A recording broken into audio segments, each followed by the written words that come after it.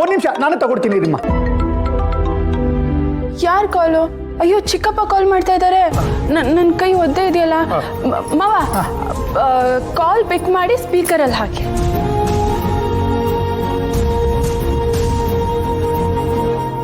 Hello Shravani. Hello ಚಿಕ್ಕಪ್ಪ, ನೀವೇ ನನಗೆ ಕಾಲ್ ಮಾಡಿದ್ದೀರಾ ಚಿಕ್ಕಪ್ಪ? ಶ್ರಾವಣಿ, ನೀನು ಸುಬ್ಬು ಮನೆಗೆ ಬರಬೇಕಂತೆ.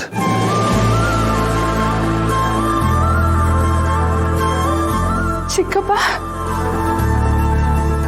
ನೀವೇ ನಮ್ಮನ್ನ ಮನೆಗೆ ಕರಿತಾ ಇದ್ದೀರಾ? ನಾನು ಸುಬ್ಬು ಮನೆಗೆ ಬರ್ಬೇಕಾ ಚಿಕ್ಕಪ್ಪ? ಅದು ನಿಮ್ಮ ತಾತ ಅವರು ಆಸ್ತಿ ವಿಚಾರವಾಗಿ ವಿಲ್ ಮಾಡಿದಾರಂತೆ. ಆ ಆಸ್ತಿನ ನಿನ್ನ ಹೆಸರಿಗೆ ರಿಜಿಸ್ಟರ್ ಮಾಡಿಸ್ಬೇಕಂತೆ. ನೀವಿಬ್ರು ಇಲ್ಲಿಗೆ ಬಂದ್ರೆ ರಿಜಿಸ್ಟರ್ ಮಾಡಿಸ್ಬೋದು. ಅಂದ್ರೆ ನೀವು ನಮ್ಮನ್ನ ಕರೀತಾ ಇರೋದು ಬರೀ ಆಸ್ತಿನ ರಿಜಿಸ್ಟರ್ ಮಾಡೋದಕ್ಕೆ ಮಾತ್ರನಾ?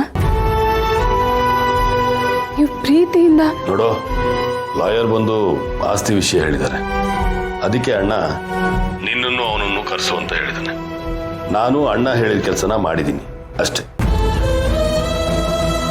ನಾನು ನಿನಗೆ ಫೋನ್ ಮಾಡಿದೆ ಅಂದ ಕ್ಷಣಕ್ಕೆ ನಿಮ್ಮಿಬ್ರನ್ನ ಕ್ಷಮಿಸಿದ್ದೀನಿ ಅಂತಲ್ಲ, ಹಾಗೆ ನೀನು ಅವನು ಮಾಡಿರೋ ತಪ್ಪನ್ನು ಒಪ್ಕೊಂಡಿದ್ದೀನಿ ಅಂತಲ್ಲ.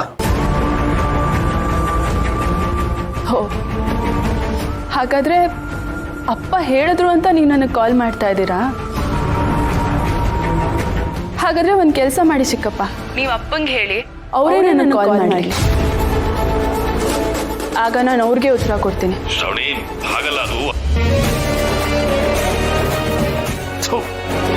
ಮನೆಗೆ ಹೋಗಿ ಇವಳು ಬದಲಾಗ್ಬಿಟ್ರು. ಅಲ್ಲಿ ಇಟ್ಬಿಡಿ ಮಾವ. ಅಯ್ಯೋ ಅಯ್ಯೋ ಶ್ರಾವಣಿಮ್ಮ, ಅಣ್ಣನ ಹತ್ರನೇ ಕಾಲ್ ಮಾಡಿಸು ಅಂತ ಹೇಳ್ತೀರ. ಆಹಾ ಶ್ರಾವಣಿ, ನೀನ್ ಸಾಮಾನ್ಯದವಳಲ್ಲ, ಒಳ್ಳೆ ಕೆಲಸನೇ ಮಾಡಿದ್ಯಾ. ಇವ್ರಿಗೆ ಮಾತ್ರ ಸಿಟ್ಟು ಸ್ವಾಭಿಮಾನ ಇರೋದಾ? ಇವರಷ್ಟೇ ಸಿಟ್ಟು ಸ್ವಾಭಿಮಾನ ನಿನಗೂ ಇದೆ ಅನ್ನೋದನ್ನ ತೋರಿಸಿದ್ಯಾ. ಒಳ್ಳೇದೇ ಆಯ್ತು. ಈ ರೀತಿನಾದ್ರೂ ನಿನ್ ಜೊತೆ ಭಾವ ಮಾತಾಡ್ತಾರ ನೋಡೋಣ. ಏನ್ ಮಾಡ್ಲಿ, ಅಣ್ಣನ್ಗೆ ಏನು ಅಂತ ಹೇಳಿ. ಅವಳು ಏನ್ ಹೇಳಿದ್ಲೋ ಅದನ್ನೇ ಹೇಳ್ಬಿಡಿ. ನಾವೇನೋ ಪಾಪ ಶ್ರಾವಣಿ ಅಂತ ಅನ್ಕೊಂಡಿದ್ವಿ, ಈಗ ಅವಳು ಮಿತಿ ಮೀರಿ ಹೋಗಿದ್ದಾಳೆ.